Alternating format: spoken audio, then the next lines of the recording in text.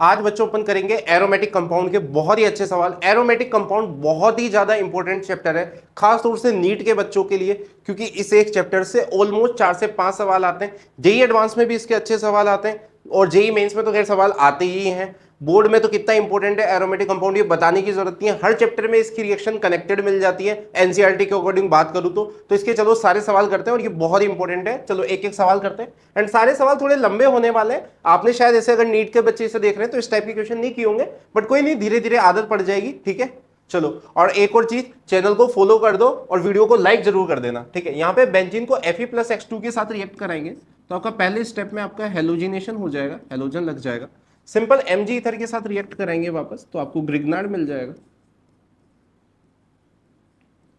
Grignard को अगर कभी भी आप O2 के साथ रिएक्ट कराते हो तो याद रखना OH लग जाता है, तो यहाँ पे क्या बन जाएगा, फिनॉल बन जाएगा। फिनॉल को आप CO2 NaOH के साथ रिएक्ट कराते हो, बहुत ही इंपॉर्टेंट रिएक्शन है, ऑलवेज रिएक्शन बोलते हैं इसको। यहाँ पे आपको क्या मिल जाएगा, सैलिसाइलिक एसिड मिल जाएगा। सैलिसाइलिक एसिड को अगर आप एसिड हैलाइड या एसिडिक एनहाइड्राइड के साथ रिएक्ट कराते हैं तो याद रखना आपको एस्पिरिन मिल जाता है।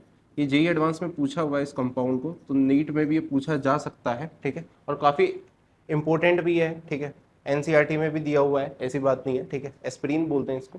ठीक है, याद रख लेना अच्छे से। इसे सैलिसाइलिक एसिड में बोलते हैं। ये कहाँ, आपके फेस वॉश वगैरह जो लड़कियां यूज़ करती हैं, हाँ मतलब लड़के भी करते हैं आजकल तो, पर ठीक है, जनरली तो लड़कियां ही यूज़ करती हैं। अच्छा, कहाँ गया, हाँ सेकंड क्वेश्चन पे आते हैं अपन। यहाँ पे आप याद रखना Cl2H म्यू के साथ रिएक्ट कराओगे तो ये साइक्लोहेक्सेन बन जाएगा और सब जगह 6 ऐसे क्लोरीन मिल जाएगा, C6H6Cl6 ये मिल जाएगा। इसे गामा आइसोमर्स भी बोलते हैं। ठीक है, यहाँ पे अगर रहेगा तो ये इस तरीके से मिल जाएगा आपको। यहाँ पे बेंजीन का बेंजीन ही रहेगा, लेकिन यहाँ पे एक क्लोरीन जरूर बन जाएगा। क्या समझ आ रहा है क्या, हाँ या ना? दोनों बहुत इंपॉर्टेंट है। ये अभी जेई एडवांस में आई थिंक सो 2024 में ये चीज पूछी गई थी, एग्जैक्टली मुझे याद नहीं आ रहा है, बट हाँ शायद। ठीक है, यहाँ पे नॉर्मल हेक्सेन को, ये बहुत ही अच्छा सवाल है तो इसको मैं अच्छे से करता हूँ। नॉर्मल हेक्सेन को अगर आप एल्यूमिनियम ऑक्साइड या Cr2O3 के साथ रिएक्ट कराते हैं तो एरोमेटाइजेशन हो जाता है। देखो नॉर्मल हेक्सेन को रिएक्ट कराया पहले आपने, तो आपको क्या मिल जाएगा, L2O3 या Cr2O3O के साथ, या मोलिब्डेनम ऑक्साइड भी लिखा हुआ मिल सकता है। आपको क्या मिल जाएगा, बेंजीन मिल जाएगा। अब बेंजीन पे फिडेलक्राफ्ट अल्काइलेशन कराओगे तो टॉलिन मिल जाएगा। ठीक है, इस रिएक्शन को फिडेलक्राफ्ट अल्काइलेशन बोलेंगे क्योंकि यहां से ये जाए। अच्छा, KMnO4 क्या होता है, बेंजीन पे जो भी ग्रुप लगा रहता है, काफी ज्यादा बार पूछा जाता है ये, तो उसे कार्बोक्सिलिक में चेंज कर देता है। इस साल जेई एडवांस में पूछा गया था ये वाला सेम ऑक्सीडेशन। ठीक, उसके पहले भी ये क्वेश्चन जो इस बार जेई एडवांस 2025 में आया था, उसके पहले भी ये जेई एडवांस में सेम गैब्रियल फेटालामाइड का क्वेश्चन है, जो ऑलमोस्ट एग्जैक्टली, मुझे ईयर याद नहीं आ रहा, बट एग्जैक्टली सेम सवाल आया हुआ है। तो यहां पे एमाइड, एमाइड को बेसिकली अगर आपने यहाँ पे देखो, ये कार्बोक्सिलिक को अमोनिया से रिएक्ट कर दिया तो एमाइड मिल गया। यहाँ पे देखो हॉफमैन ब्रोमामाइड रिएक्शन सबसे इंपॉर्टेंट रिएक्शन है। यहाँ पे तो मैंने नहीं लिख रखा, पर मैं लिख देता हूँ। 1Br2 और 4NaOH यूज होते हैं। ये जेईई मेंस 2016 में पूछा गया है। याद रखना हॉफमैन ब्रोमामाइड रिएक्शन बहुत इंपॉर्टेंट रिएक्शन होती है। मैं साइड में बता देता हूँ उसको अलग से आपको। इसमें क्या होता है, 1Br2 4NaOH यूज होता है, ये हर साल पूछी जाती है। यहाँ पे एमाइड से एमाइन मिलता है। वैसे तो यहाँ पे एनसीईआरटी में तो इस तरीके से लिखी हुई है, लेकिन आपको ये याद होना चाहिए जो बच्चे मैकेनिज्म से पढ़ रहे हैं। यहाँ पे एल्काइल आइसोसाइनेट मिलता है बीच में, उसके बाद मिलता है ये। एक्चुअली मैकेनिज्म तो मैं अभी नहीं बता पाऊंगा। अच्छा, अगर यहाँ पे आर ग्रुप मिथाइल हो जाएगा तो ये कौन सी गैस हो जाएगी, मिथाइल आइसोसाइनेट हो जाएगी। जो Bhopal gas tragedy India, of course Bhopal में हुई थी, इंडिया, भोपाल इंडिया में ही है। ठीक है, तो वहां पे ये गैस रिलीज हुई थी। ये क्वेश्चन आई थिंक सो किसी जेईई में 2015 में पूछा गया था। ठीक है, और यूं मान लो, मतलब ये तो इतनी इंपॉर्टेंट रिएक्शन है कि हर साल पूछी ही जाती है। ठीक है, हर साल किसी ना किसी में आपको हॉफमैन ब्रोमामाइड देखने को मिलेगी ही मिलेगी। उसके बाद बेसिकली अपन इसको करेंगे तो ये क्या मिल जाएगा, सिंपली अपना एमाइन मिल जाएगा। अच्छा, अब जो एनिलीन मिल गया अपन को यहाँ पे, ठीक है, एमाइन एनिलीन मिल गया। अब यहाँ पे अगर मैं इसको क्लोरोफॉर्म के साथ रिएक्ट कराऊंगा, ठीक है, तो ये आइसोसाइनाइड मिल जाएगा, जिसे कार्बोलामाइन टेस्ट भी बोलते हैं। इस साल ये पूछा भी गया था, एडवांस में भी पूछा गया था, सेम टेस्ट पूछा गया था एडवांस में। ठीक है, KOH। अच्छा, यहाँ पे एक और चीज बहुत ध्यान से जानने वाली है कि अगर मैं इसको कॉन्सेंट्रेटेड, इसको हटा देता हूँ थोड़ा सा, इस चीज को मिटा देता हूँ मैं यहाँ पे, ताकि यहीं आ जाएगा वापस, ठीक है। कॉन्सेंट्रेटेड H2SO4 के साथ रिएक्ट करा देंगे, ठीक है। ये समझ में आएगा ना, ये आपका बी मिल गया, ए मिल गया सॉरी, इसको बी बोल दिया, सी अपन आ जाएगा, SO3H आपका कहाँ पे आ जाएगा, पैरा पोजीशन पे आ जाएगा। मैं सीधा जान करके ये बना रहा हूँ, ज्यूटर आयन वगैरह एनसीईआरटी में है, आपने देखा भी होगा। सल्फेनिलिक एसिड, ये नीट में पूछा गया है, जेई मेंस में भी पूछा गया है। सल्फेनिलिक एसिड बोलते हैं इस चीज को, क्या बोलते हैं, सल्फेनिलिक एसिड बोलते हैं।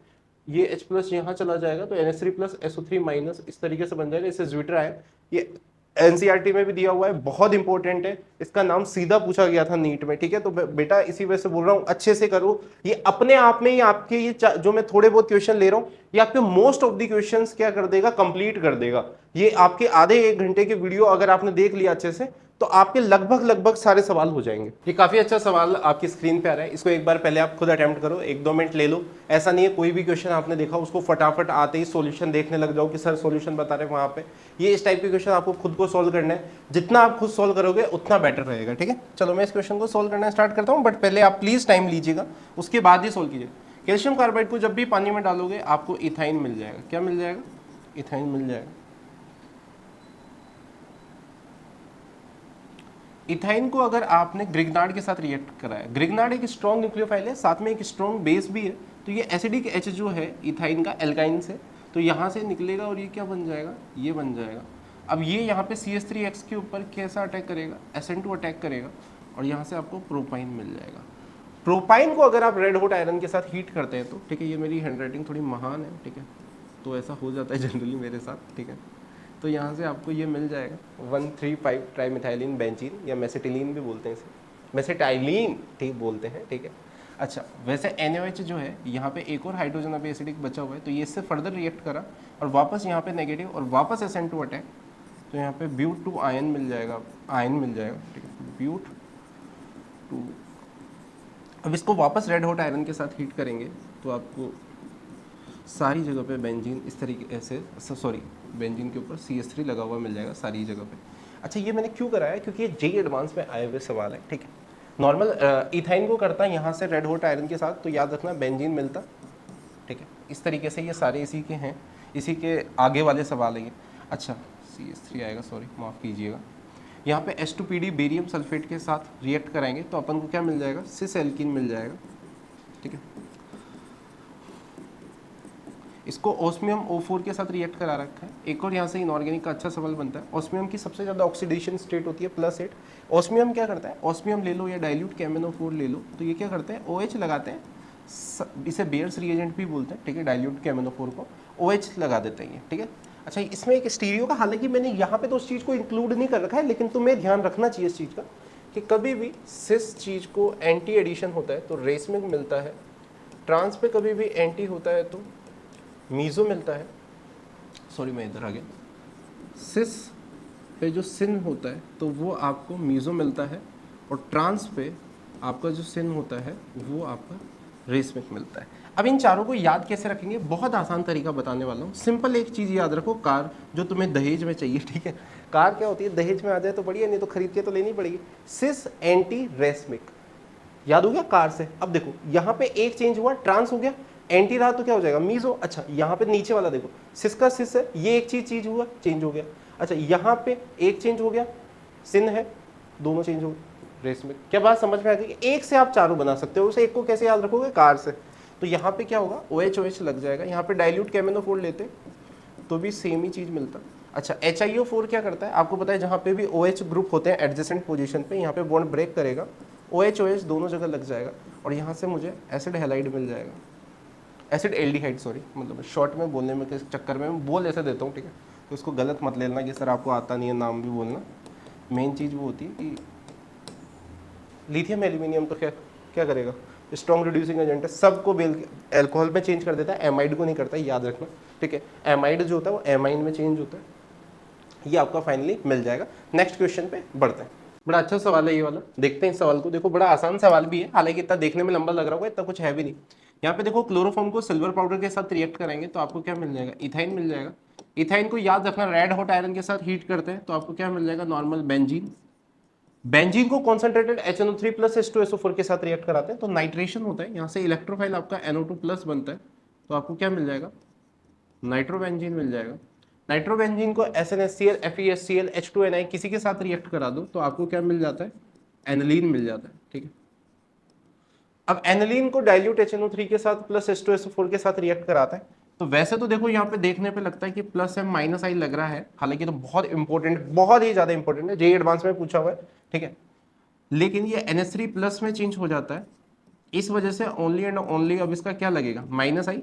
इस वजह से पैरा पोजीशन वाला जो है आपका 51%, जो P वाला रहेगा वो आपका क्या बन जाएगा, मैं बता देता हूँ, अलग से लिखता जाता हूँ मैं सबको, NH2, क्योंकि माइनस आई डिस्टेंस डिपेंडेंट होता है, तो बेसिकली ये आपको 51% मिल जाएगा।